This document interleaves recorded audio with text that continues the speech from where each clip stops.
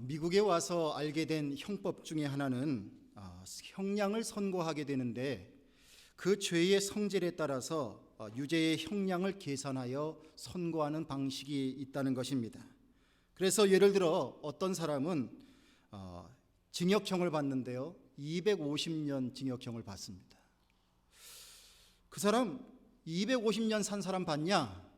그게 뭐 그렇게 그게 가치가 있는 것이냐? 이렇게 말할 수도 있을 것입니다. 그러나 그런 선고를 통해서 그 사람이 지은 죄가 얼마나 무거운지를 사람들로 하여금 알게 하고 그 사람으로 하여금 깨닫게 하는 것입니다. 감옥 생활을 하다 보면 대부분 감형을 받아서 이렇게 특사로 나오게 되는 경우도 있지 않겠습니까? 만약 250년을 받은 사람은요, 감형이 되려면 한참 걸리겠죠? 정말 노력을 많이 해야 바깥 세상을 구경을 하게 될 것입니다. 여러분, 이와 같이 죄를 지었으면 그에 합당한 처벌이 있습니다. 죄 지은 자에 대해서 징역형이나 벌금형을 부과하는 것이 정의입니다. 죄인은 마땅히 자기 지은 죄에 대하여 대가를 치루어야 합니다. 구약시대에 보면 이스라엘 백성들이 하나님 앞에 나와 제사를 드립니다. 여러 가지의 제사의 그런 종류가 있겠지만 이 제사에서 없어서는 안 될 것이 하나가 있습니다. 그것은 바로 무엇이냐면 제물입니다. 제물을 통해서 죄 지은 것에 대한 속죄의 대가를 지불하는 방식을 택하고 있기 때문입니다. 자, 하나님 앞에 제사를 드리는데 제물을 고릅니다. 자, 흠이 있는 것, 그런 결점이 있는 것을 하나님 앞에 드릴 수는 없는 거죠. 그러니까 제물을 삼을 거면 그 제물이 흠이 없는 것을 골라야 합니다. 또 죄의 그 막중함을 고려해서 좀 더 큰 것, 조금 더 작은 것 이렇게 구분하기도 합니다. 고른 제물을 제사장 앞에 가져오게 되면은 제사장은 그 제물을 드리는 자로 하여금 그 제물의 머리에 안수를 하게 합니다. 그 동물에다 대고서 안수를 하는 거예요. 자, 이유가 있습니다. 그 이유는 무엇이냐면 자기의 지은 죄를 그 동물에게 전가하는 거예요. 그래서 자기의 죄가 지금 그 동물에게 들어간 겁니다. 이런 제물을 하나님 앞에 자신을 대신해서 죽도록 그렇게 바치는 것입니다. 사람들은 이런 제물을 준비하는 데에 비용을 기꺼이 지불하고서 자신의 죄의 용서함을 받는 제사를 드리곤 했습니다. 그런데 예수님께서 이 땅에 오신 후에 이렇게 오랜 세월 동안 드렸던 제사가 사라지게 되었습니다. 그리고 더 이상 제사를 드리지 않게 되고 예배를 드리며 사는 사람들이 되었습니다. 예배는 감사의 예배입니다. 축제의 예배입니다. 은혜의 예배입니다. 더 이상 예배 속에 피 흘림이 없습니다. 왜 이런 일이 벌어졌느냐? 그것은 단 한 가지, 예수님이 자신을 희생 제물로 드린 제사가 있었기 때문입니다. 이것은 제사를 예배로 바꾸는 큰 사건입니다. 본문 27절과 28절을 보면 한 번 죽는 것은 사람에게 정하신 것이요 그 후에는 심판이 있으리니 이와 같이 그리스도도 많은 사람의 죄를 담당하시려고 단번에 들이신 바 되고 라고 말씀하고 있습니다. 여러분들, 이 말씀을 읽으면서 이런 몸둘 바를 모를 일이 있는가 생각을 하게 됩니다. 예수님이 우리의 죄를 대신 씻는 그 제사의 일을 맡아주신다고만 해도 그것만 해도 참으로 고마운 일일 것입니다. 여러분들, 제사장의 역할이 쉽다고 생각하십니까? 결코 쉽지 않을 것입니다. 자, 제사를 드리기 위해서 자신을 정결하게 하기 위해 절제하는 삶을 살아야 합니다. 수많은 짐승을 잡아야 하고 그 각을 떠서 불에 태워서 하나님께 올리는 일이 얼마나 힘들고 긴장되는 일이겠습니까? 실수를 하면 안 되는 것입니다. 헛된 제사, 실수하는 제사가 되지 않도록 온통 신경을 써야만 합니다. 자, 여러분들, 내 신분 문제를 해결하기 위해서 어느 변호사에게 뭘 맡겼는데 그게 잘 안 된 이유가 변호사가 뭘 실수했기 때문에 그런 일이 생겼다, 이런 얘기 많이 들으셨죠? 지금 나의 죄를 씻음받기 위해서 제사장에게 부탁을 했는데 그 제사장이 실수로 제사를 잘못 드려버리면 그러면 모든 것이 수포로 돌아가는 것입니다. 참 신경 써야 될 것이 많은 역할이 제사장의 역할입니다. 정확히 기억은 안 나지만 제가 한 6살째 때쯤인 것 같아요. 한 성도님이 저희 아버지의 생신이라고 생닭을 가져오셨어요. 옛날에는 시골에서 이렇게 무슨 생일이라고 소고기나 돼지고기 먹는 것도 쉽지 않습니다. 살아있는 닭을 이제 생일이 되면 그걸 가지고 뭐 닭찜을 할 수도 있고, 또 옛날에는 미역국 끓일 때도 닭고기 이렇게 가슴살 집어넣어서 그렇게 국도 끓이고 그랬지 않습니까? 그러니까 저희 집에 갖다 주셨어요. 이제 닭이 다리 이렇게 묶여져 가지고 집 앞에 있는 기둥에 묶어져 있는 겁니다. 자, 그러니까 이제 아버지의 생신이 언젠데, 그러니까 닭을 언제 잡는다, 이런 게 부모님이 서로 얘기를 하고 계셨을 거 아니에요. 그러니까 제가 그 얘기를 듣고 있다가 칭찬받고 싶은 마음이 생겼어요. 그래서 아버지 어머니 신방간 사이에 제가 그 닭을 올라탔습니다. 제 다리 두 사이에 껴가지고 그것을 딱 꼼짝 못하게 하고서요, 어디서 봤는지 그 닭의 목을 비틀었습니다. 하나 둘 셋 이렇게 해가지고, 그래가지고 그 6살짜리가 무슨 힘이 있겠어요. 근데 그렇게 해서 어쨌든 그 닭을 죽였어요. 제가 단지 하나 칭찬받고 싶은 마음이었던 거죠. 광석이가 잘한다, 이런 칭찬을 듣고 싶었던 겁니다. 여러분들, 못 모르고 제가 그때 그런 일을 했지만 짐승일지라도 목숨을 빼앗는 일은 참 마음 편치 않는 일입니다. 지금은요, 이런 날파리 하나만 들어와도 자꾸 이렇게 살려서 밖으로 내보내려고 애를 써요. 하루살이도 들어오면 그렇게 내보내려고 애를 써요. 어떤 남자분들 가운데에서는 의외로 낚시를 즐겨하지 않는다, 그런 분들이 계셔요. 지루하기 때문이 아니라 지렁이 죽이는 것도 싫고, 그리고 낚시에서 그 물고기 생명을 자기 때문에 죽이는 게 싫다는 거예요. 그래서 낚시를 하지 않는 분들도 꽤 많다고 하는 것입니다. 뭐 그런 것이 있겠느냐, 여러분 이렇게 생각할 수도 있겠지만 어쨌든 그렇습니다. 손에 피를 묻히고 피냄새를 맡아야 하고, 고기가 불에 태워지는 냄새를 날마다 맡아야 된다고 한번 생각해 보십시오. 이것이 쉬운 일이겠습니까? 제사장 역할, 제사장의 수고는 사실 굉장히 큰 것입니다. 하물며 우리의 구원을 위해서 제사의 시대를 마감하시고 예배의 시대를 여시기 위해서 예수님이 친히 제사의 제물이 되어주셨다. 여러분, 이것은 우리로서는 도저히 상상하기 힘든 일인 것입니다. 여러분들 이런 경우를 들어보셨습니까? 이 세상에서 어떤 용의자를 변호하기 위해서 변호사를 하다가 그 사람 대신 형을 살아주었다, 변호사가 대신 형을 살아주었다, 이런 얘기 들어보셨습니까? 어떤 분이 의사신데 환자를 돌보다가 그 환자 대신 죽어주었다, 이런 얘기 들어보셨습니까? 아마 거의 들어본 적이 없으실 것입니다. 예수님은 우리의 죄를 대신 사해 주시는 제사장의 역할을 감당하시는 분이신데, 그 예수님이 자신이 스스로가 제물이 되셔서 제물로 단번에 자신을 드리셔서 우리 모두에게 구원을 선물로 해주셨다. 그리고 제사의 시대를 마감시키시고 말씀의 시대를 갖게 하셨다. 여러분들, 이것은 너무 엄청난 희생이요 사랑이요 도저히 믿기지 않는 복된 소식인 줄로 믿습니다. 우리가 그 은혜를 입은 겁니다.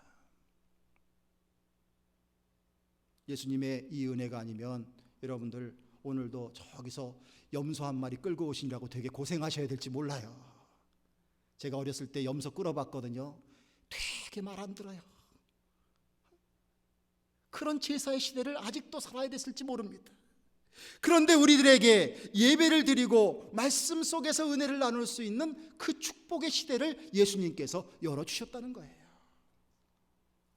여러분, 우리가 주님의 십자가에 달리심을 생각할 때에 혹여라도 그것은 예수님이 자기 잘못으로 희생을 당했을 것이다, 이런 추측의 마음조차 우리는 가져서는 안 될 것입니다. 예수님이 십자가에 달리신 것은 하나님께서 인류에 대한 모든 죄를 하나님 앞에서 대신 용서받기 위해서 자신을 드리신 자기 희생의 헌신인 것입니다. 여러분들, 온갖 기적을 행하신 예수님입니다. 그 예수님의 능력이라면 대제사장이 아무리 많은 종을 보낸다고 할지라도 그 제사장의 종에게 끌려서 가실 예수님이십니까? 그렇지 않습니다. 피하시려면 얼마든지 피하실 수 있는 분이 예수님이십니다. 그러나 예수님은 십자가의 길을 걸으시면서 자신이 죽으시는 길이 하나님이 원하시는 길임을 알기에, 그리고 그것이 우리 모두를 살려낸 길임을 아시기에 눈물로써 하나님 앞에 기도하면서 그 길을 묵묵히 걸어가셨던 것입니다. 그러기에 우리는 예수님의 십자가의 사건을 결코 소홀히 생각해서는 안 될 것입니다. 성경 곳곳에서는 그리스도의 존재가 우리에게 얼마나 중요한지를 말씀해 주고 있습니다. 요한복음 3장 16절, 하나님이 세상을 이처럼 사랑하사 독생자를 주셨으니 이는 저를 믿는 자마다 멸망치 않고 영생을 얻게 하려 하심이라. 할렐루야. 하나님이 독생자를 우리를 위해서 주셨대요. 그래서 우리가 그 예수님을 하나님의 독생자로 믿고, 그리고 나를 위하여 십자가를 지신 예수님을 그리스도로 믿고, 그리고 그분의 그 십자가의 죽으심이 나의 죄를 사해 주신 그러한 희생이라는 것을 믿게 된다면 우리는 영원한 삶을 얻을 수 있게 된다. 하나님께서 그런 은총을 베풀어 주셨다는 것입니다. 여러분들, 얼마나 예수 그리스도의 희생과 그분의 존재가 우리에게 중요한지를 가르쳐주고 있습니다. 요한복음 14장 6절을 보면 내가 곧 길이요 진리요 생명이니 나로 말미암지 않고는 아버지께로 올 자가 없느니라, 이렇게 말씀하셨습니다. 하나님께서는 우리를 구원하시는 방법을 구체적으로 마련하셨던 거예요. 예수님을 희생시키는 것을 통해서 우리를 진정으로 구원해 주시기를 하나님은 그렇게 준비하셨다는 것입니다. 자, 예수 그리스도가 길이 되셔서 우리가 하나님의 보좌 앞으로 나갈 수 있게 되는 것입니다. 하나님 앞으로 나가야 우리가 구원받는 인생이 되는 것인데, 여러분들, 세상 어디에서 그 길을 찾을 수 있겠습니까? i5 타고 계속 가면 거기에 하나님이 계십니까? 여러분들, 84번 타고 계속 가면 거기에서 하나님을 찾을 수 있습니까?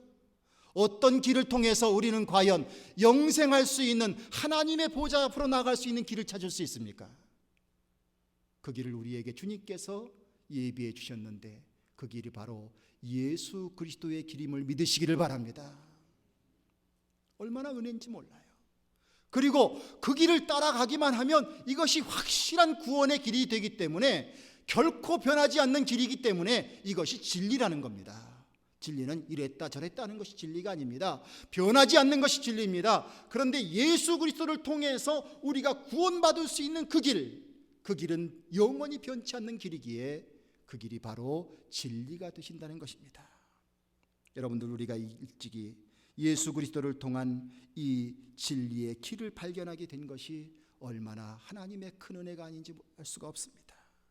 예수님은 우리에게 그토록 중요하신 분이십니다. 요한복음 10장 9절을 보면 내가 문이니 누구든지 나로 말미암아 들어가면 구원을 얻고 또는 들어가며 나오며 꼴을 얻으리라, 이렇게 말씀도 해주셨습니다. 양과 같은 우리에게 목자 되신 주님이 우리를 구원하시고 생명의 양식을 공급해 주시는 주님이시라는 말씀입니다. 주님은 우리를 희생시키려는 분이 아니라 자신을 희생시키셔서 우리를 살려내시는 참된 목자라는 사실입니다. 예수님이 하나님 나라의 대제사장이 되신다고 가르쳐주고 계십니다.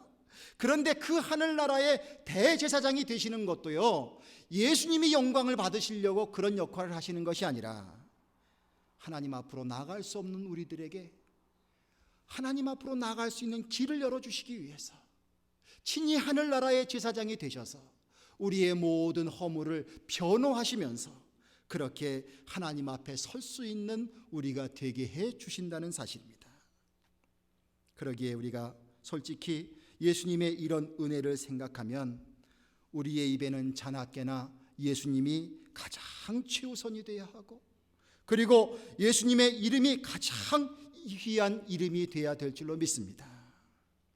여러분들, 앉으나 서나 누구 생각? 예수님 생각해야죠. 자나깨나 누구 자랑? 예수님 자랑해야죠.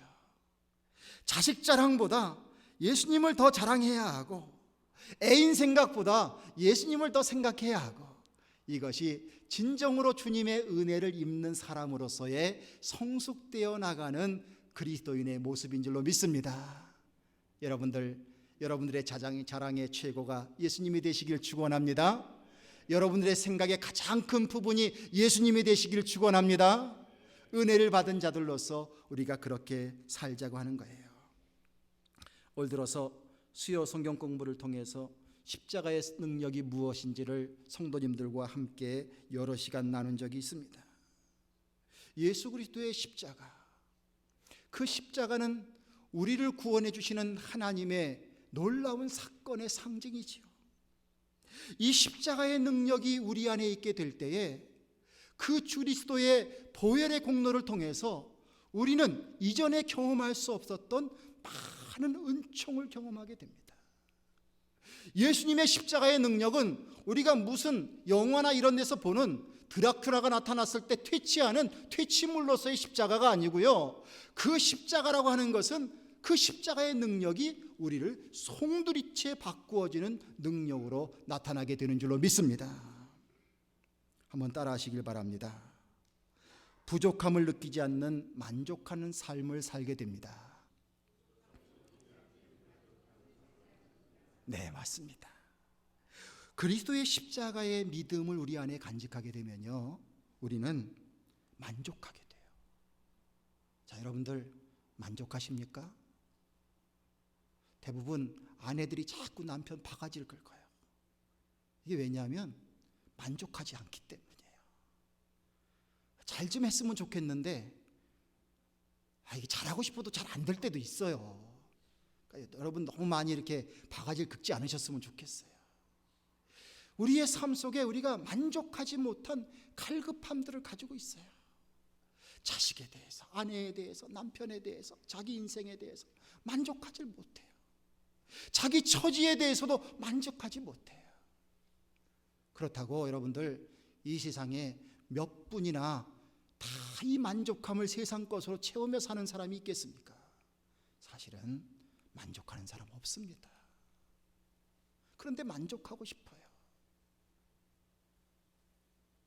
요한복음 14장 14절에 내가 주는 물을 마시는 자마다 영원히 목마르지 아니하리니 내가 주는 물은 그 속에서 영생하도록 솟아나는 샘물이 되리라. 주님께서 이런 말씀을 주셨습니다. 영원히 목마르지 아니하리니, 이게 바로 무슨 뜻입니까? 만족한 삶을 의미하게 되는 것입니다. 예수 그리스도의 십자가의 보혈의 능력이 내 안에 믿음으로 찾아오게 되면 우리는 그때로부터 우리 안에 만족함이 채워지게 되는 줄로 믿습니다. 예수님의 십자가의 보혈이 우리에게 그렇게 큰 만족을 주게 된다는 거예요. 예수님의 사랑을 깨닫고 나니까요, 다른 건 다 하찮은 거예요. 이미 너무나 큰 것을 경험했어요. 너무나 충분한 것을 경험했어요. 그러니 그것으로 살 수 있는 은총이 우리에게 주어집니다. 또 따라 하십시오. 그리스도의 십자가의 믿음은 주위에 영향력을 끼칩니다. 할렐루야. 요한복음 7장 38절을 보면 나를 믿는 자는 성경의 이름같이 그 배에서 생수의 강이 흘러나오리라, 이렇게 말했습니다. 강이 흐르는 곳에는 생명이 살아납니다. 강 속에도 생명이 있고 강 밖에도 생명이 있습니다. 그 강물이 흘러 넘치는 곳마다, 닿는 곳마다 거기에는 생명의 역사가 일어나게 됩니다. 변화가 시작된다는 말이에요. 여러분들, 우리가 그리스도를 믿는 신앙을 갖게 될 때에 그때부터 주위의 사람들에게 영향력을 끼치는 인생이 시작됩니다. 사람들은 흔히 부자 앞에서, 권력자들 앞에서, 유명인 앞에서, 심지어는 미남과 미녀 앞에서 아무 소리를 못하고 꼬리를 내리며 삽니다.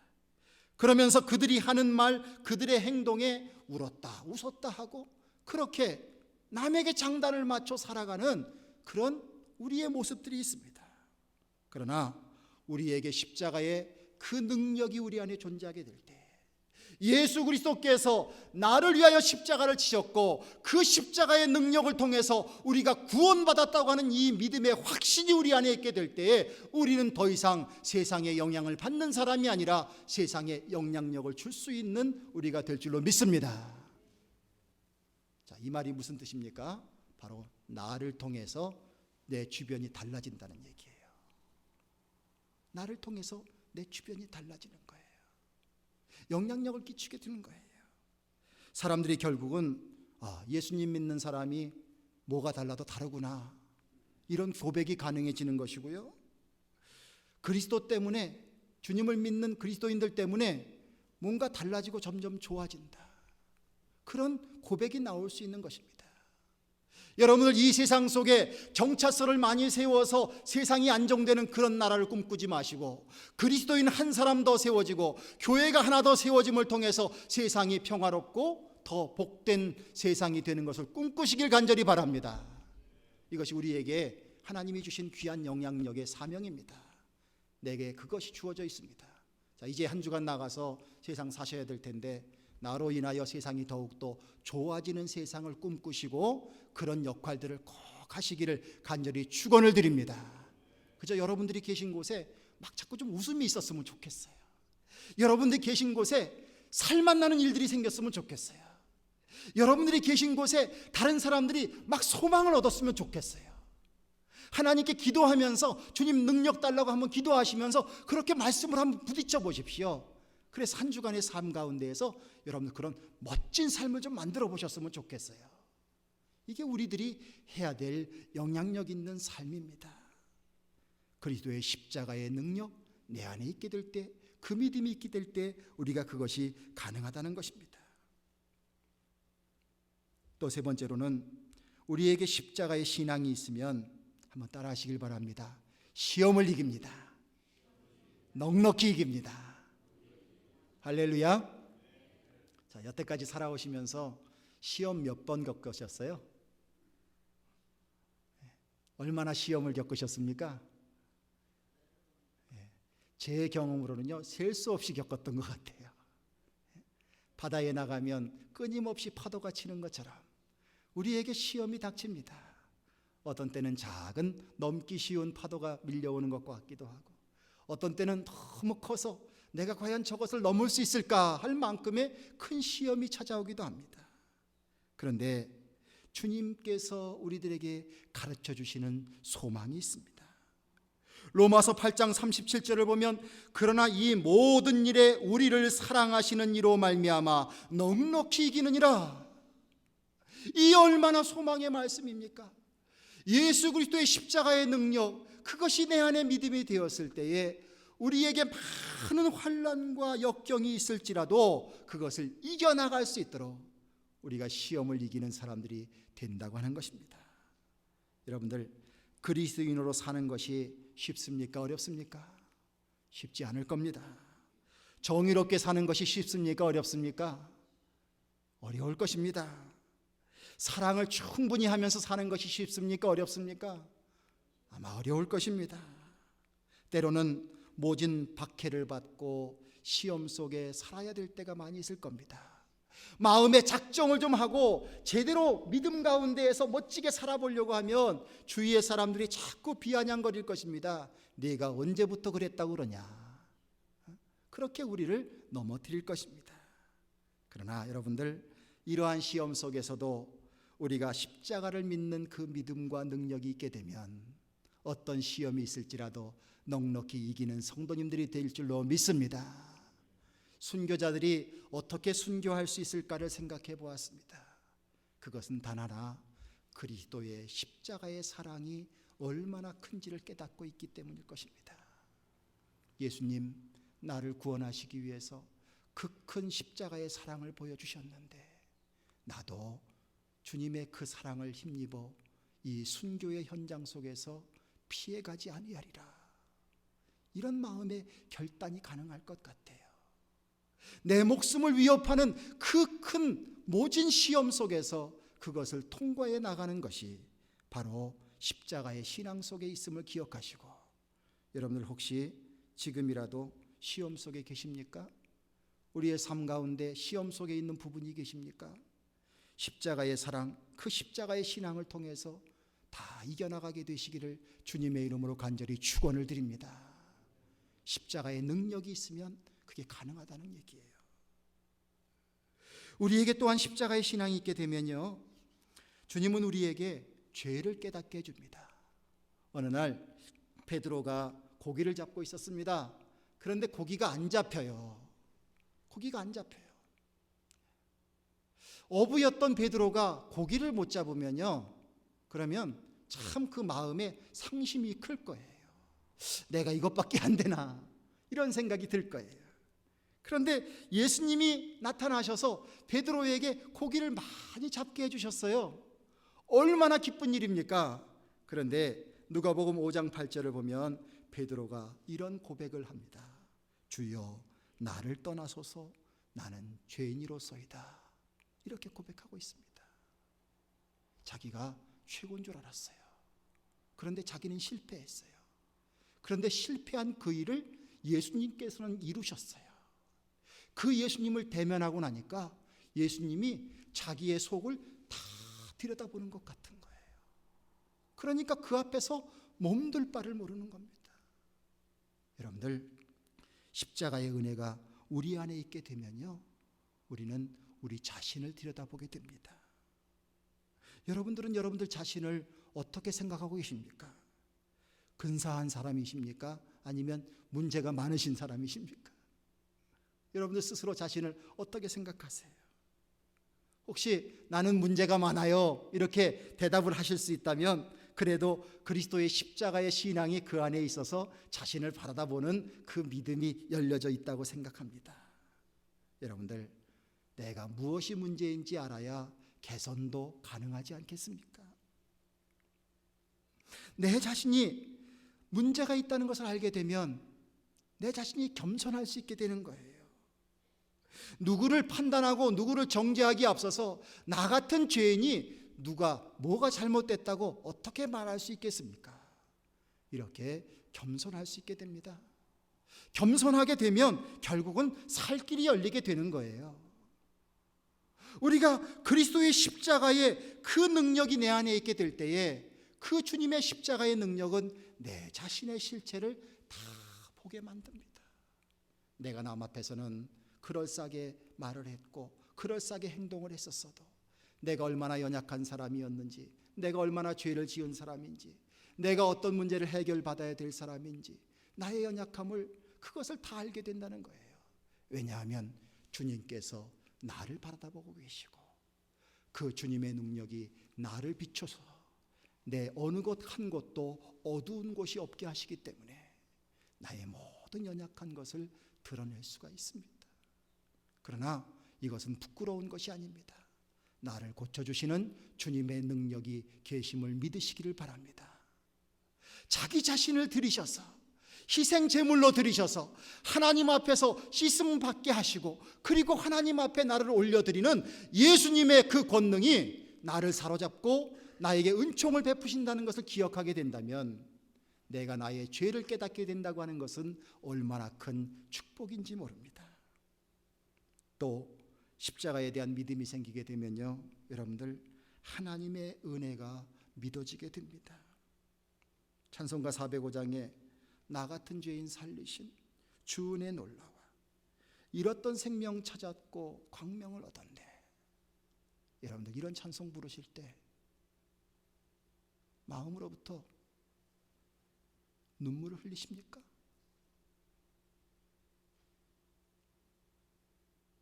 진정으로 이런 찬송을 부르면서 여러분들의 마음속에 그렇습니다. 내가 사는 것은 나의 힘이 아니요 나 같은 죄인을 살리신 주님의 은혜입니다.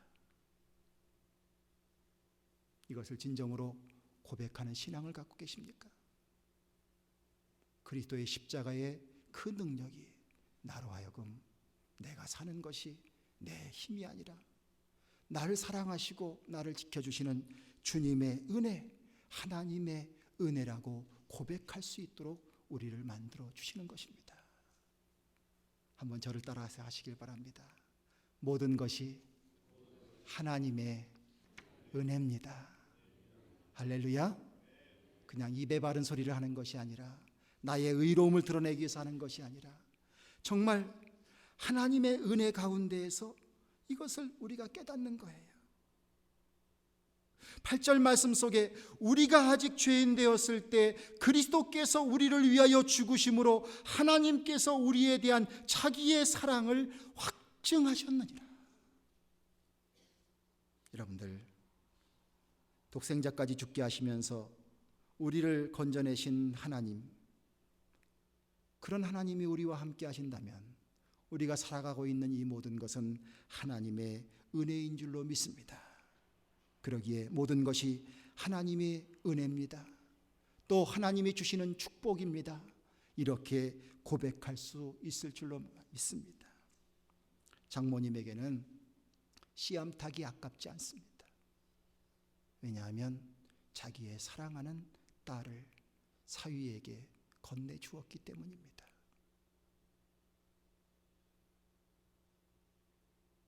우리의 하나님은 당신의 독생자를 우리를 위해서 내어주셨습니다.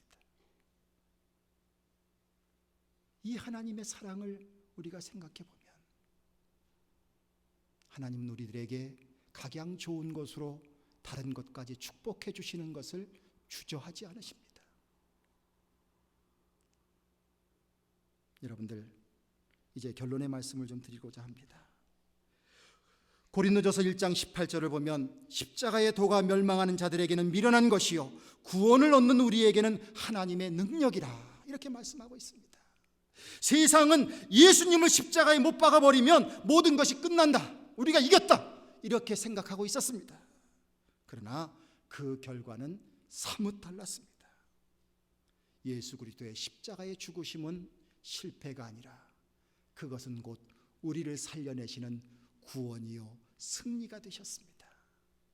예수님 자신이 단번에 자신을 들이셔서 우리 모두를 구원해 주셔서 우리가 더 이상 제사를 드리지 아니하고 예수님의 이름을 힘입어서 주님 앞에 기쁨 가운데 예배를 드리며 나아가는 인생이 될 수 있도록, 그래서 누구든지 예수 그리스도의 이름을 가지고 나가게 되면 다 구원받을 수 있는 이런 놀라운 은총을 우리에게 베풀어 주셨습니다. 그것이 십자가의 도입니다.